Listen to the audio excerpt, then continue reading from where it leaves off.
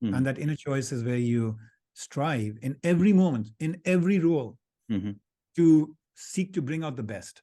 Bring out the best in yourself, bring out the best in the other person, bring out the best in the situation, in the service of some common noble cause. Well, there is a whole third currency that you can cultivate. And that third currency is where there is a certain deep resonance from within. Hi, viewers. My name is Upesh Jain. Greetings from the San Francisco Bay Area.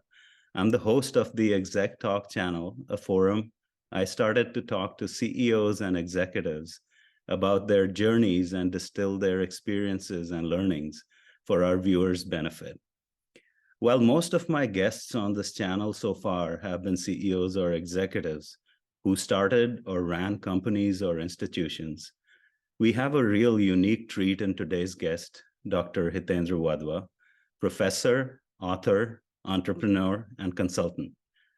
From his meteoric contributions in teaching and research to starting and running his own company in Silicon Valley, he has done it all. In his inimitable style of conversation, Hitendra brings a mathematician's rigor and a truth seeker spirit to some of today's most vexing questions about authenticity, success, leadership, and human potential and its impact on society. His mission is to codify and teach scientific principles of success in life and leadership. His widely acclaimed research and teaching on leadership have been covered by Forbes, Fortune, CNN, BBC, Financial Times, and the Wall Street Journal, to name a few. His weekly webcast, Intersections, features acclaimed thought leaders and practitioners in the craft of leadership. Now that we know what Dr. Wadhwa's interests and capabilities are, let me introduce him more formally. He received a bachelor's degree in mathematics from St. Stephen's College, University of Delhi in 1988. He then received an MBA and PhD in management science from the Sloan School of Management at Massachusetts Institute of Technology, MIT, by 1996. Wadhwa became a consultant at McKinsey & Company, a global management consulting firm, in 1996. And in 1999, after raising $10 million in venture capital, he founded Paramark, a marketing optimization technology startup right here in Palo Alto, Silicon Valley. The company was acquired by New World IQ in 2002. Also, at that time, Wadhwa founded a consulting firm, Delphinity, and through a series of mergers that became Mentora Institute, which he currently heads. However, Hitendra's first love of teaching continued in parallel. From 2004 to 2006, he served as adjunct professor in marketing at Wharton School of the University of Pennsylvania and became a professor at Columbia Business School in 2006. In 2007, Wadhwa oversaw Columbia Business School's alliance with IIM Ahmedabad. He currently holds his position as a professor of leadership at Columbia Business School. He teaches Columbia's most popular MBA leadership class on personal leadership and success. He also teaches MBA and executive education programs on driving strategic impact and leading from the inside out, and has received numerous awards, including that for the most dynamic and engaging professor.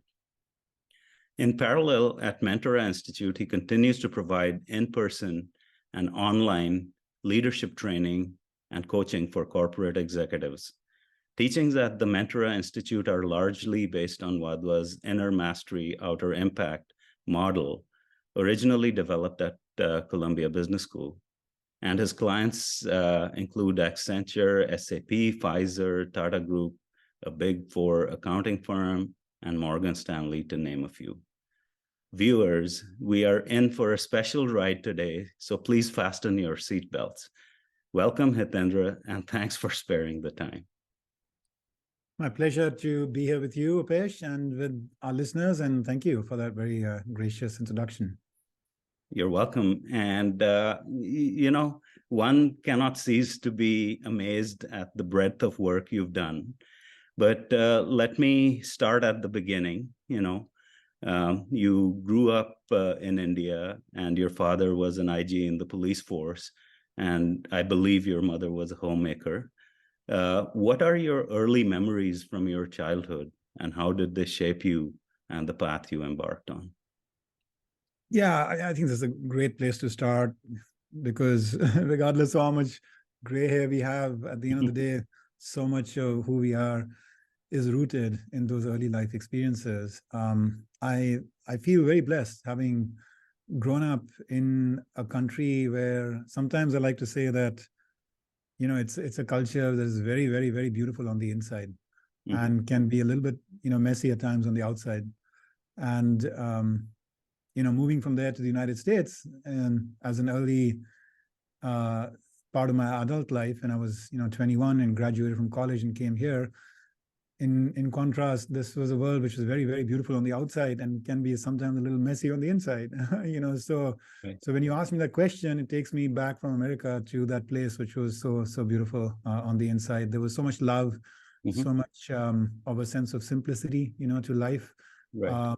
a certain humility, with which we were raised, without a huge amount of I want and I need and I consume and right. And I think that was my first learning. A second for me was the fusion of two relatively opposing kinds of energies, right? My father being sort of a thinker, a rationalist, very, very, very logical himself, having pursued mathematics all the way to a graduate degree and everything. My mother being just so much of the heart.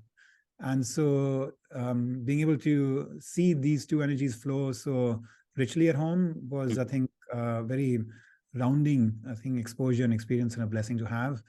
And then third, at the age of 10, when I was 10, both my parents took very deeply to a spiritual pursuit, and to really investigate these harder questions about life and death and beyond, and the soul, and our relationship with God and humanity. And it was very rewarding for me, because I got exposed at that age to a bunch of truth seekers, people coming from all over the world, wanting to tap India's riches in that area, to the books on my father's bookshelf, which were very deeply scriptural and rich in, kind of like spiritual wisdom, and then the company of certain monks and even nuns who were very personally invested in service and God realization. So that, I think, is the third very concrete pillar and memory that I have of my growing up years.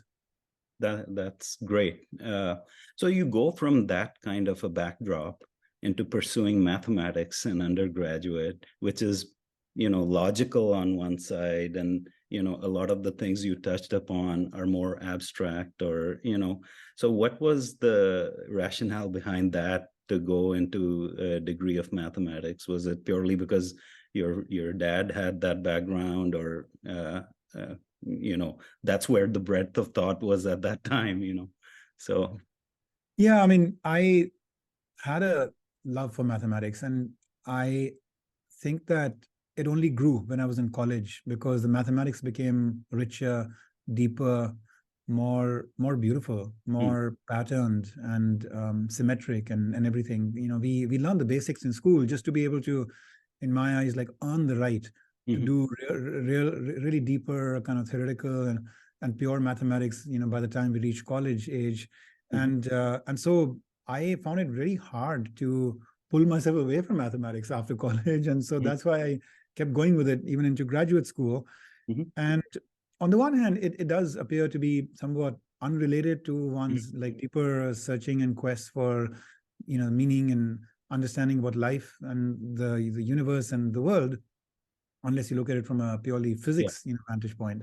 If you look at it from a spiritual vantage point, you might wonder what the connection is. But at the same time, I do see at some level a connection. I see mathematics to be about stripping everything to its core essence, understanding the axioms, the building blocks, the basic elemental pieces through which all of, in a sense, mathematical just theories and models are created. And in the same way, one is yearning at a human level to understand reality, through its core essentials, through what are the core building blocks behind this world I see and this life I experience and all of that. And that, in a sense, is about the spiritual principles that guide and perhaps inspire us.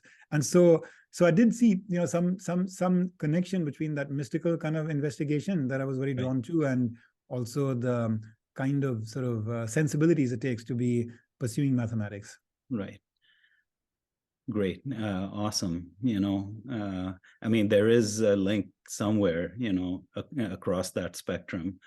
So after you graduated from MIT. By the way, I'm sorry, just as one last little example of that, there is one of my favorite mathematicians, not that I was anywhere close to being close to his acumen, but Ramanujan, this humble Indian accountant, I think he was, when he first started to get his big brainstorms in mathematics and wrote to these very famous British mathematicians of his time, including Hardy, and ultimately was invited to Cambridge to come and contribute to the advancement of mathematics, and then ultimately passed away at the age of in his early 30s, but after having left a huge mark on the field of mathematics in the 20th century. But anyway, he at one point he said the number 0 to me represents the essence of spirit, and the number infinity represents the infinite outer manifestations of that spirit. And so I love that, because here is one of the most renowned advances of mathematics in the 20th century, and he is taking these two very core concepts, the number 0 and the number infinity, and he's relating it to something which is quite mystical. That is such a profound realization, I would say. So after you graduated from MIT with an MBA and a PhD, you worked as a consultant at McKinsey, a job like most graduates covet. And so what was the rationale to move to Silicon Valley and start a company? And what did you learn from it? And, then you left that, left as in you completed that, but then you changed paths to go back to academia. So what was the thought or the motivation behind that? Yeah, there was like a two-step journey. The first was to go from McKinsey to the startup world in Silicon Valley, and then from there to reconnect with academia, where I'd done my PhD and start teaching. So the McKinsey to Silicon Valley was really coming from a pull I was feeling towards engaging on more entrepreneurial, more creative, more innovative kind of forms of business. I was loving my time at McKinsey. I was learning a lot there. I was stimulated in many ways, but I was also realizing that we were, as a consultant, one step behind the core trenches of business, and one step behind the path of innovation that you can pursue as an entrepreneur. And so at some point, that hunger, that spark, got lit in me. I felt like, let's taste a little bit, the challenge and the discipline and the excitement of Silicon Valley. And although part of me was in fear that what if you fail, and here you have a very, very safe world, at McKinsey, I also felt that at the minimum I would learn a lot, and that itself would be well worth it. So I showed up in Silicon Valley, and I played that game, as you cited, for a couple of years, and about 3 years, and it was quite rewarding, quite stimulating, challenging in its own regard, all kinds of lessons learned. Right. But I was still trying to figure out what I wanted to be when I grew up. Here I am now in my early to mid 30s, and I still haven't figured out what I would really want to be when I grow up. And I used to look at people who were very successful in Silicon Valley, much older to me, and I used to realize that while I love this, in the present moment, I am looking for something else. My soul was kind of just like hinting to me that you're looking for something else, and I just couldn't fully articulate it. But I just felt that I had to pivot and search and keep opening myself to new possibilities. And I knew that teaching was something that I had deep affection for, interest in. And also that if I were to put myself in a university environment, I would free up my mind to do a lot of experimentation, exploration, discovery, and you never know what that would lead to. So that is the spirit in which I sort of connected with academia again, started to, as you mentioned, teach at Wharton, ultimately at Columbia. It gave me a lot of free space and time. I started to teach some of the classes I was logically in a position and prepared to teach at that time around strategy and marketing. But really, I was using that free space to do a lot of discovery and experimentation. And over time, that sort of led to my realization that for me, what was really important is to bring my inner life and my outer life together, to find a way to create a more authentic voice in the classroom with my students about the things that I feel like truly, truly matter. Right. And while, yes, of course, the science of the launch of a product and the disciplined approach to strategic problem solving are very, very important skills. I felt that to me, what really, really mattered was like, how do you thrive? How do you thrive as a human being? How do you thrive as a team? How do you thrive as an organization, as a society, and as humanity? Right. And by thrive, I mean everything: the pursuit of excellence and success, the infusion of joy, the application of a very values-based, purpose-driven path, the capacity to really collaborate and connect with others to bring out the best in them, and ultimately feel like you've taken a certain path that gets you to a life well lived. So that became my core passion. And the more I went into that, which was now about 16 odd years ago, the more I realized, like, my God, I've come home. This is this is where I've always wanted to be, and what my soul has been yearning for, but I have not in the past really understood. Yeah. So true. I mean, if your external actions are not in alignment with your inner self, I mean, it's like headwinds on an airplane almost. And, so you need to be able to streamline that to make it more effortless and soul satisfying, so to speak, So I think that's great. At least you had the realization in your 30s and were able to pivot and go in the direction of, what made you tick, so to speak, right? So great. So a lot of people who graduate with MBAs, PhDs get consumed by corporate America, right? Which has its roots in innovation and capitalism, which is essentially, building the best mousetrap for profit, right? Why wasn't dwelling on that enough or sufficient for you? And what prompted you to discover and put your unique spin on it? I mean, you partly answered that question, but if there's more to it, a few more. Yeah, it's a very thought-provoking question, Upesh. And look, I have the highest respect for business and for America as a crucible in which it has been honed and advanced in so many remarkable ways. And there's a certain very positive, a very can-do kind of energy in business. There are certain practices and disciplines that have been developed and honed in business cultures that create for a high-performing workplace. And I think, any sector of the economy and of society, any profession can benefit from and learn from some of these practices that have been, in the best exemplars of business, made evident. So I have a lot of respect for that. And like you're saying, for many of us, that itself is a calling, and that can be quite a complete arc of a life journey. Right. And for me, I think if it had a certain more spiritual component to it, a more heart-based component to it, a more humanistic component to it, maybe I would have continued to flourish in that context without feeling a deeper hunger. But what happened is that at some point I started to find it a little bit dry, and I couldn't at that point articulate it. But now looking back, like 15, 16 years later, after my journey of transformation, I can understand what it was that I was finding incomplete in that equation, right?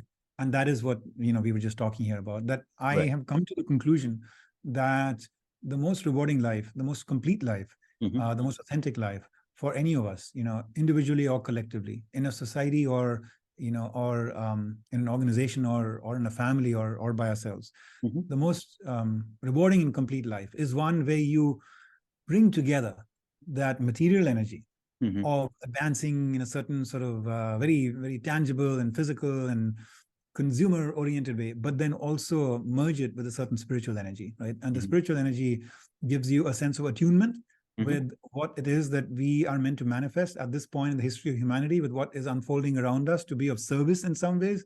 The spiritual energy gives you a sense of peace and calmness and joy and a sense of connection, with the people that you work with and those you serve.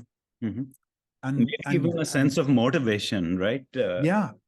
To do the things you want to do, right? Absolutely. It provides you a certain indomitability of spirit, a certain capacity to be always, rising from the ashes of any defeat or any struggle or setback or uncertainty or change that might come your way, etc. Because spirit and energy is fluid. It can constantly evolve and change and get regenerated and all of that. The physical aspect of what it is we are going after, if it's a certain profit number, a certain physical launch of a certain product or entry into a certain market or a certain behavior that we're looking at for ourselves or others, those things are a little bit rigid, and those things are a little bit fixed. And the more the world is around us changing and evolving in very, very complex and uncertain and fast and uncontrollable ways, the more I think you start to see the missing core, the missing core that every business and leader and culture should be striving for, and that is this, if you want to call it a little more like the spiritual nourishing, right, of our core. Yeah. So, more formally, what is your definition of leadership, and what is it driven by? And, what do you mean by a mathematician's rigor and a truth seeker spirit in your approach? Yeah. I'll share a story with you. This is a story that was actually originally shared with me by Dr. David Burns from Stanford University, who is a preeminent cognitive behavior therapist. And 16 years ago, when I was putting together my curriculum, I became an active student of various disciplines of human nature in order to understand what I can tap, not just from the spiritual wisdom of the ages, but also from the science of today's time. And cognitive behavior therapy rose on that radar as one of the most remarkable forms of very successful human transformation in therapy that has started to take root over the last 20 years. And within that discipline, Dr. David Burns is one of the most preeminent exponents of it. I see. So he shared the story about a lady who had come and taken some coaching from him. And she was having a real struggle in her relationship with her boss, who was the director of a research lab. And she was a research scientist. And then after this training that she took, which she became very good at some point, she goes over to see him and she says, Dr. So-and-so, what did you do with the research paper? I left it on your desk. We have to send it out for publication. And he's in a bad mood that day. And so he says, oh, that paper was so terrible. I threw it in the trash bin. And she looks at him and like, what would you say? Or what would I say, if we were in her shoes, right?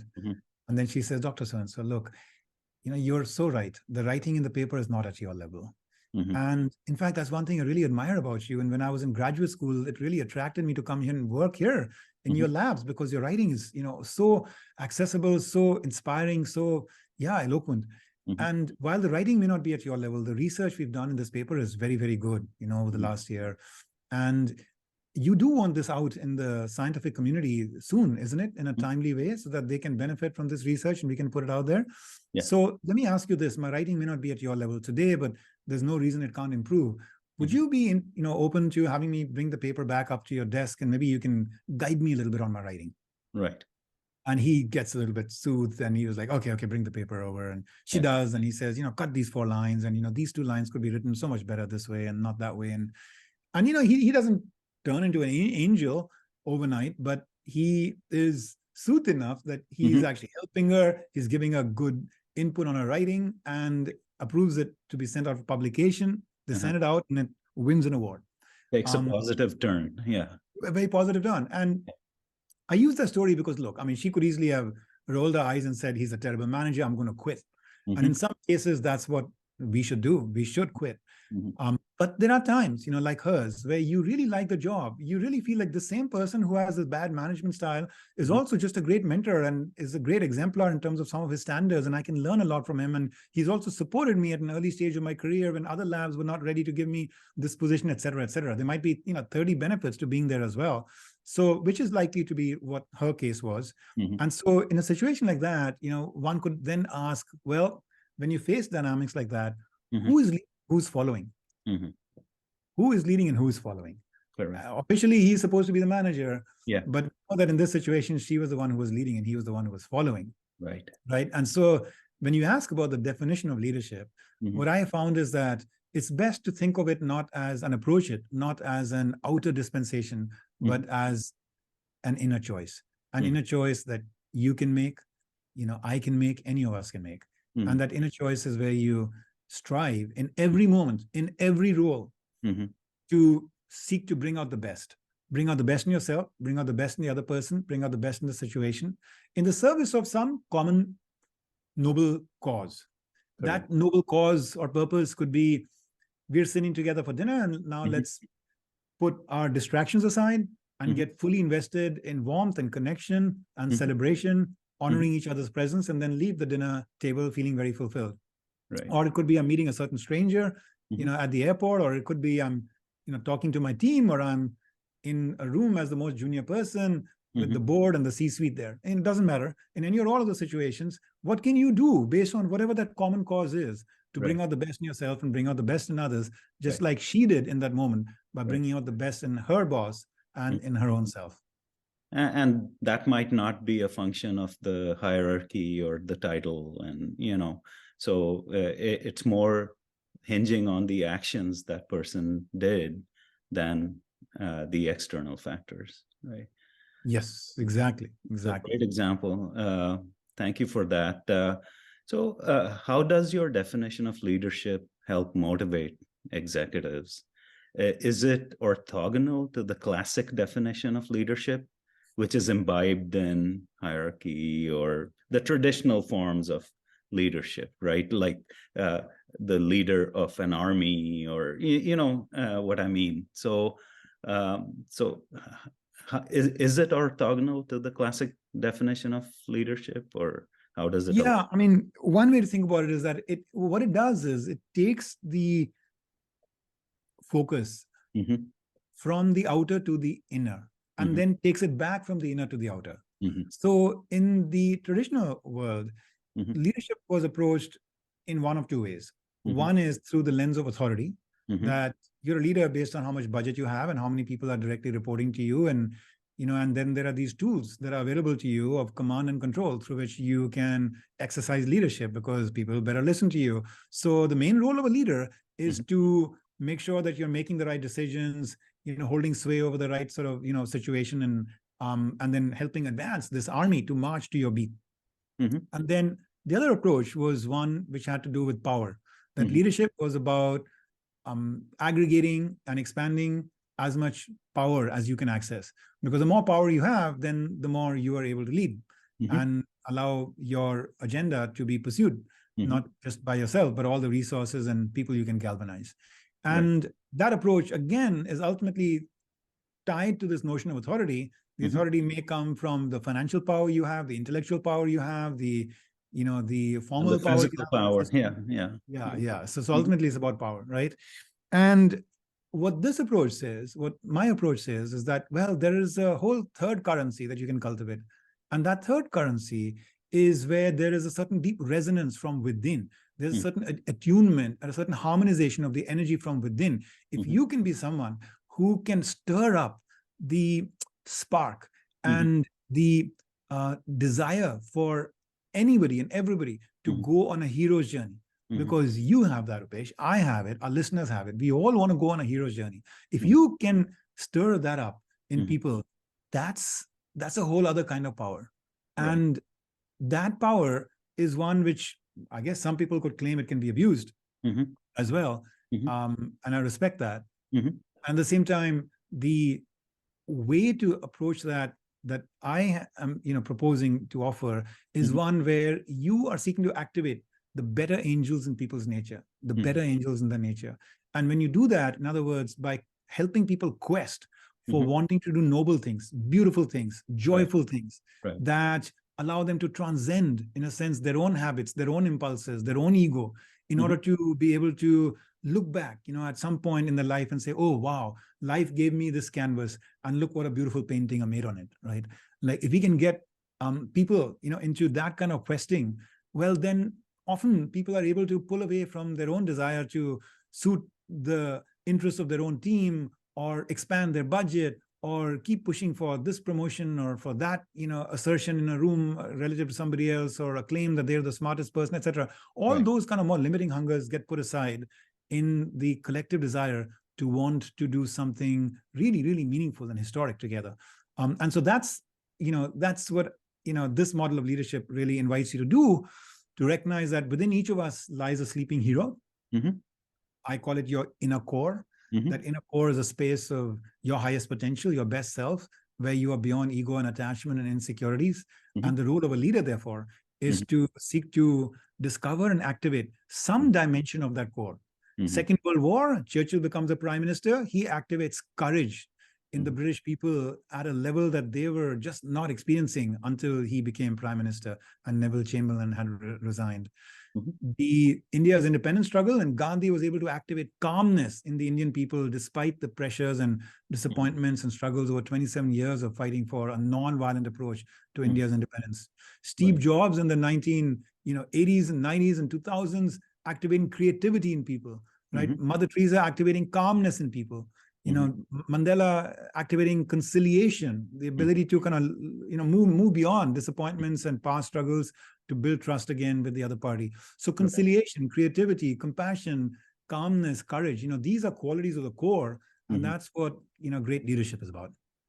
Right. So you have been, inspired by and influenced by the lives of several personalities. You mentioned a few: Abraham Lincoln, Mahatma Gandhi, Steve Jobs, and others like Mother Teresa and, the like.